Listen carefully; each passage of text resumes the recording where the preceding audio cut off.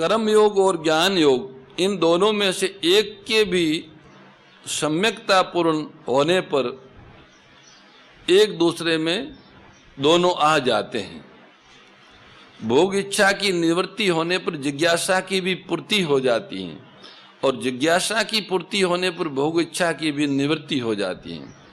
कर्म योग में भोग इच्छा मिटने पर तथा ज्ञान योग में जिज्ञासा की पूर्ति होने पर असंगता आ जाती है। उस असंगता का भी उपभोग न करने पर वास्तविक बोध हो जाता है और मनुष्य का जन्म सर्वथा सार्थक हो जाता है। जीव भूताम, वास्तव में ये जीव रूप नहीं है, जीव बना हुआ है। ये तो साक्षात परमात्मा का अंश है। केवल स्थूल सूक्ष्म और कारण शरीर रूप प्रकृति के साथ संबंध जोड़ने से ही ये जीव बना है। ये संबंध जोड़ता है अपने सुख के लिए। यही सुख इसे जन्म मरण रूप महान दुख का खास कारण है। महाबाहो, हे अर्जुन, तुम बड़े शक्तिशाली हो, इसलिए तुम अपरा और परा प्रकृति के भेद को समझने में समर्थ हो। तुम इसको समझो। वास्तव में ये जगत रूप नहीं है, प्रत्युत भगवान का ही स्वरूप है। वासुदेव सर्वम सद सचाहम, केवल इस परा प्रकृति ने इसको जगत रूप से धारण कर रखा है। जीव इस संसार की स्वतंत्र सत्ता मानकर अपने सुख के लिए इसका उपयोग करने लग गया। इसी से जीव का बंधन हुआ है। अगर जीव संसार की स्वतंत्र सत्ता न मानकर इसको केवल भगवत स्वरूप ही माने तो उसका जन्म मरण रूप बंधन मिट जाएगा। भगवान की परा प्रकृति होकर भी जीवात्मा ने इस दृश्यमान जगत को, जो कि अपरा प्रकृति है, धारण कर रखा है। इस परिवर्तनशील विकारी जगत को स्थायी सुंदर और सुखप्रद मानकर मैं और मेरे रूप से धारण कर रखा है। जिसकी भोगों और पदार्थों में जितनी आसक्ति है, आकर्षण है, उसको उतना ही संसार और शरीर स्थायी सुंदर और सुखप्रद मालूम देता है। पदार्थों का संग्रह तथा उनका उपभोग करने की लालसा ही खास बाधक है। संग्रह से अभिमान जन्य सुख होता है, मेरे पास ये है, मेरे पास ये है, मेरे पास ये है। और भोगों से संयोग जन्य सुख होता है। इस सुख आसक्ति से ही जीव ने जगत को जगत रूप से धारण कर रखा है। सुख आसक्ति के कारण ही वह इस जगत को भगत स्वरूप से नहीं देख पा रहा है। जैसे स्त्री वास्तव में जनन शक्ति है, जननी शक्ति है, परंतु स्त्री में आसक्त पुरुष स्त्री के मातृ रूप से नहीं देख सकता है। ऐसे ही संसार वास्तव में भगवत स्वरूप है, परंतु संसार को अपना भोग्य मानने वाला भोगासक्त पुरुष संसार को भगवत स्वरूप नहीं देख सकता है। ये भोग शक्ति ही जगत को धारण कराती है, जगत को धारण कराने में हेतु है। नदी के किनारे खड़े एक संत से किसी ने कहा कि देखिए महाराज, ये नदी का जल बह रहा है और उस पुल पर मनुष्य बह रहे हैं। संत ने उससे कहा कि देखो भाई, नदी का जल ही नहीं, खुद नदी भी बह रही है और पुल पर मनुष्य ही नहीं, खुद पुल भी बह रहा है। तात्पर्य ये हुआ कि ये नदी, पुल तथा मनुष्य बड़ी तेजी से नाश की तरफ जा रहे। एक दिन इनका अंत हो जाएगा, ये नहीं रहेंगे। न ये नदी रहेगी, न ये पुल रहेगा, न ये मनुष्य रहेंगे। ऐसे ये पृथ्वी भी बह रही है, प्रलय की तरफ जा रही है। इस प्रकार भाव रूप से दिखने वाला ये सारा जगत प्रति क्षण अभाव में जा रहा है, परंतु जीव ने इसको भाव रूप से है रूप से धारण कर रखा है। परा प्रकृति की उत्पत्ति नहीं होती, पर अपरा प्रकृति के साथ तादात्म्य करने के कारण ये शरीर की उत्पत्ति को अपनी उत्पत्ति मान लेता है और शरीर के नाश को अपना नाश मान लेता है, जिससे ये जन्मता मरता रहता है। अगर ये अपरा के साथ संबंध न जोड़े, इससे विमुख हो जाए, भाव रूप से इसको सत्ता न दे, तो जगत सत रूप से देख ही नहीं सकता। इदम पद से शरीर और संसार दोनों लेने चाहिए, क्योंकि शरीर और संसार अलग अलग नहीं है, एक ही है। शरीर और संसार का भेद केवल माना हुआ है, वास्तव में अभेद है। इसलिए 13वें अध्याय में भगवान ने एदम शरीरम पद से शरीर को क्षेत्र बताया है, परंतु जहाँ क्षेत्र का वर्णन किया है वहाँ समष्टि का वर्णन हुआ है। और इच्छा द्वेष आदि विकारों को व्यष्टि के माने गए हैं, क्योंकि इच्छा आदि विकार व्यष्टि प्राणों के ही होते हैं। समष्टि और व्यष्टि तत्वत एक ही है। एक होते हुए भी अपने को शरीर मानने से अहमता और शरीर को अपना मानने से ममता पैदा होती है। जैसे गंगा जी बह रही है तो गंगा जी बरसात में गर्मियों में बर्फ के पिघलने से गंगा जी का प्रवाह बढ़ जाता है और वो उनका जो धारा है वो ऊंची हो जाती है। जब वह वापस बर्फ जमती हैं तो पीछे से जल का प्रवाह कम पड़ जाता है। उस समय कुछ ऐसा गंगा जी का जल होता है जो गंगा जी से अलग हो जाता है, छोटे छोटे खड्डों में रह जाता है। यद्यपि वो गंगा जी का ही जल है, परंतु अलग खड्डों में जाने से वो दूषित हो जाता है, अपवित्र हो जाता है, गंदा हो जाता है, उसमें विकार उत्पन्न हो जाते हैं। ऐसे ही ये शरीर भी संसार का ही अंश है, पर संसार से इसको अलग मानने से, अपना मानने से, मेरा मानने से ये विकृत होता है। इसमें ये बीमारी संसार से अलग करने से आती है। संसार का है, संसार को सौंप दें, उसी का स्वीकार कर लें तो कोई विकृति आ ही नहीं सकती। ये दोनों एक ही, इसको अलग मानने से ये अहमता और ममता रूपी विकार पैदा होते हैं, जिससे बंधन होता है।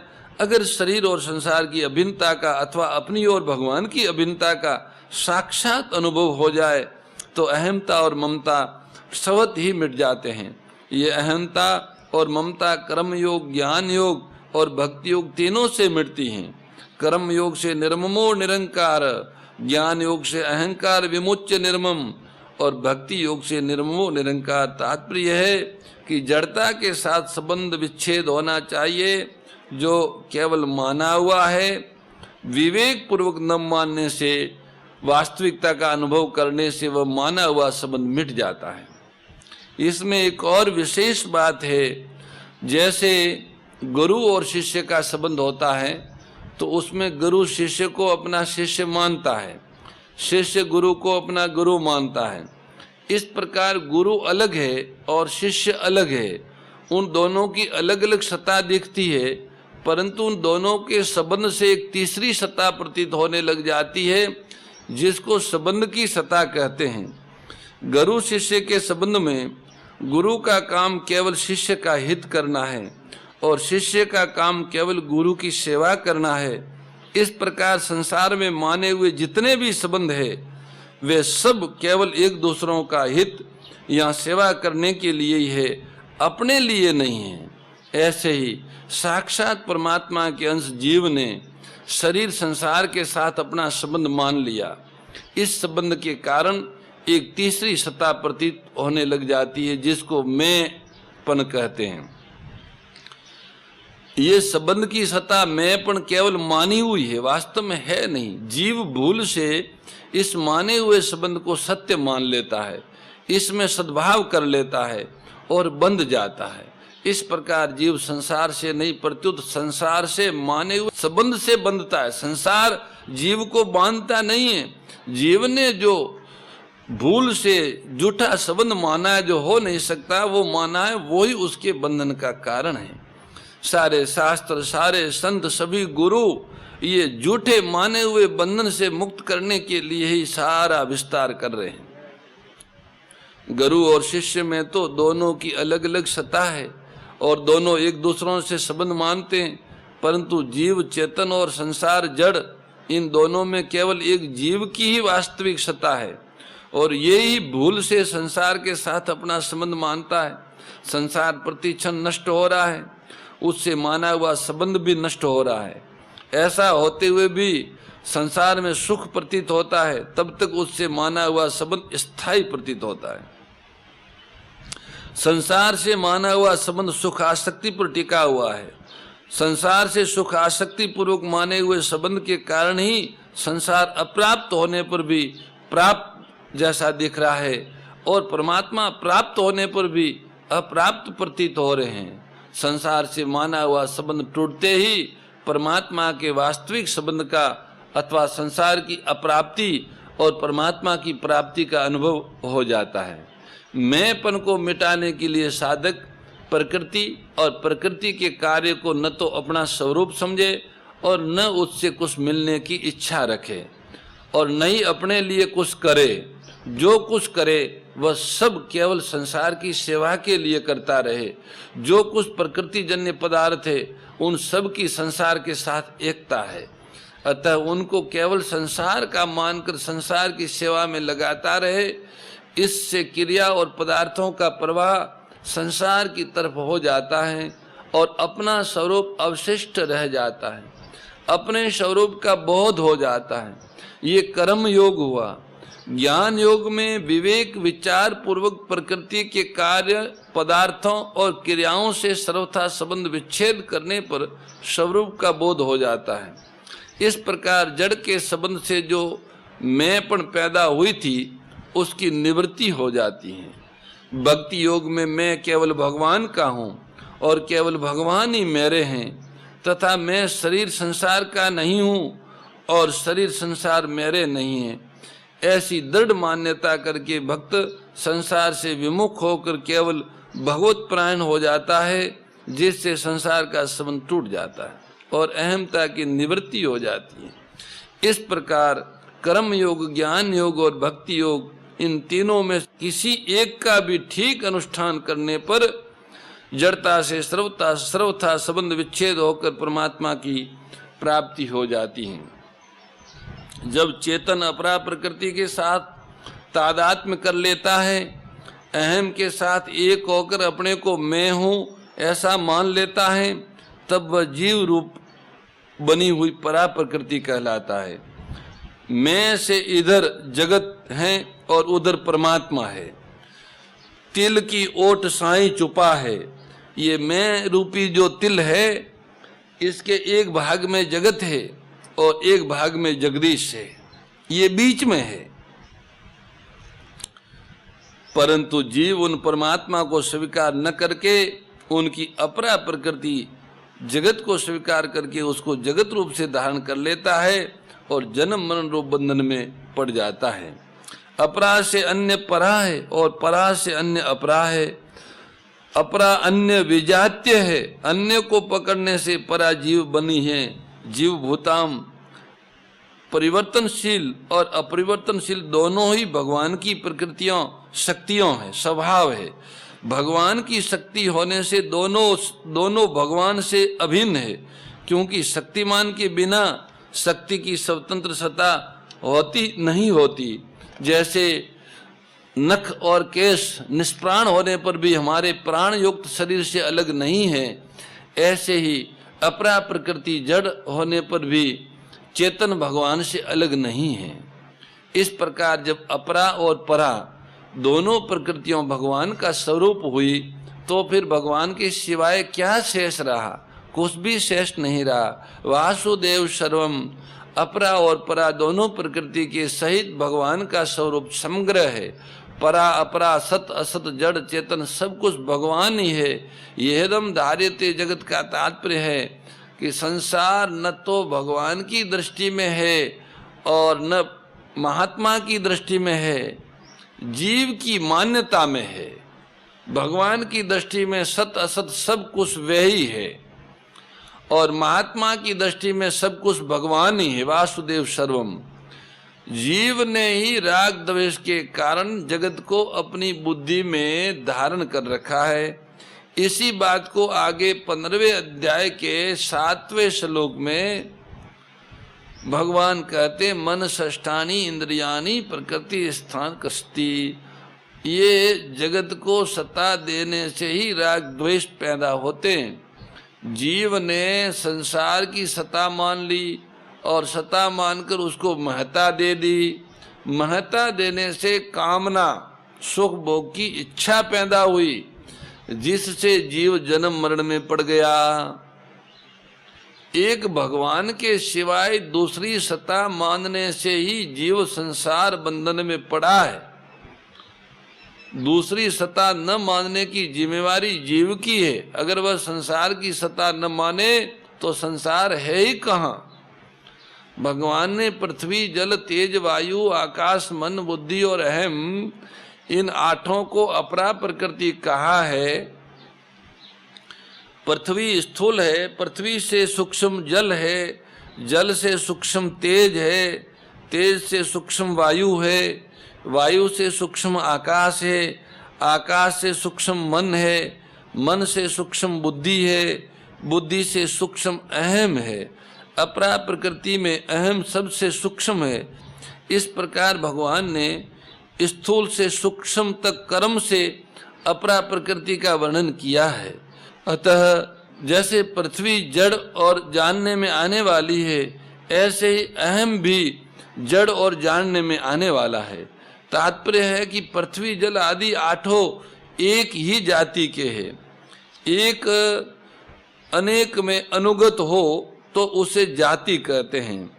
पृथ्वी, तेज, वायु, आकाश, मन, बुद्धि और अहम, इन आठों में जातीय एकता तो है पर स्वरूप की एकता नहीं है। जाति एक होने पर भी इनका स्वरूप अलग अलग है, इसलिए इसको अष्टधा कहा गया है।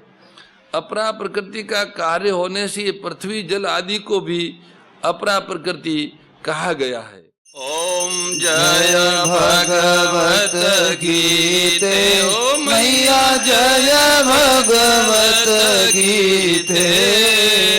हरिय कमल बिहारिणी, प्रभु हिय कमल बिहारिणी, सुंदर सुपुनीते। ओम जय भगवत गीते।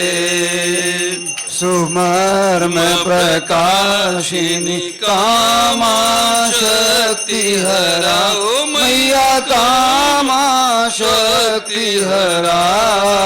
तत्व ज्ञान विकासिनी, तत्व ज्ञान विकासिनी, विद्या ब्रह्म परा।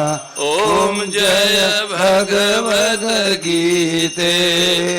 निश्चल भक्ति विधायिनी, निर्मल मलहारी, ओ मैया निर्मल मलहारी। परम श्रद्धेय गौरीशी स्वामी श्री दत्त शरणानंद जी महाराज की प्रेरणा व मार्गदर्शन में विश्व के सबसे बड़े गौ सेवा संस्थान श्री गोधाम महातीर्थ पथमेड़ा द्वारा संरक्षित लाखों बीमार, विकलांग, वृद्ध एवं अशक्त गोवंश वेद लक्षणा गोमाता की सेवा के साथ साथ भारतीय गोवंश का संरक्षण, संपोषण, संवर्धन एवं उनसे प्राप्त पंचगव्यों का परिष्करण व विनियोग करना, घर घर गोपालन, गो अभ्यारण्य, घास चारा उत्पादन हेतु गोचर भूमि का विकास, गोपालन लोक संस्कृति के पुनर्जागरण हेतु वेद लक्षणा गो महिमा का प्रचार प्रसार करना तथा गोपालक किसानों के स्वावलंबन हेतु गो कृषि अन्न एवं गो दुग्धान का गुणवत्ता युक्त बाजार तैयार करना श्री गोधाम महातीर्थ का पावन उद्देश्य है। आप सभी दानदाता श्री गोधाम महातीर्थ पथमेड़ा द्वारा संचालित गो सेवा महाअभियान में बढ़ चढ़कर सहयोग कर लाखों बीमार, विकलांग, वृद्ध एवं अशक्त गोवंश के गोग्रास सेवा हेतु श्री गोधाम महातीर्थ पथमेड़ा लोक पुण्यार्थ न्यास के बैंक ऑफ बड़ौदा खाता संख्या 084901000238827 IFSC कोड BARB 0 ASHRAM शाखा आश्रम रोड अहमदाबाद में गोग्रास सेवा निमित्त जमा कर सकते हैं। अधिक जानकारी के लिए संपर्क करें 7742093179 7665059999 7073000151।